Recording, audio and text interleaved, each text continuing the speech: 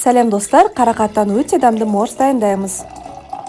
Бізге керегі смородина, яғни қарақат, қайнаған су және де дәміне қарай қант.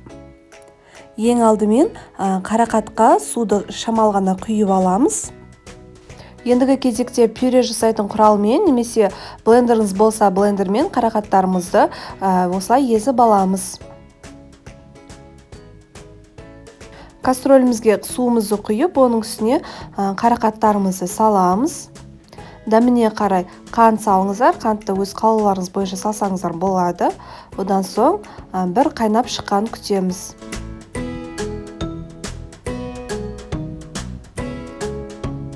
Мінекей осылай қайнап шыққан кезде астын өшіріңіздер. Ұзақ қайнатудың қажеті жоқ, бір қайнап шықса жеткілікті. Бетіндегі көбігін алып тастаймыз, керек емес бөлігін қасықтың көмегімен немесе еліктен өткізіп алып тастасаңыздар болады. Осындай ішіндегі біздегі қалтықтары керек емес, барлығын жақсылап сүзгінің көмегімен алып тастаймыз.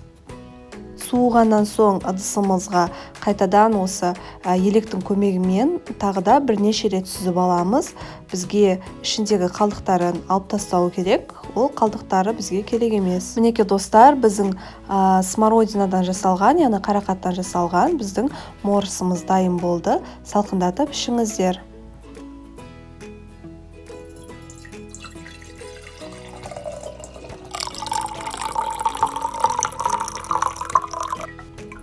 Сіздермен бірге болған Арайдың асханасы. Видео ұнаса лайк басып, комментарий қалдыруды ұмытпаймыз. Сіздермен қоштаспаймын. Келесі видео рецепті кездескенше астарыңыз дәмді болсын.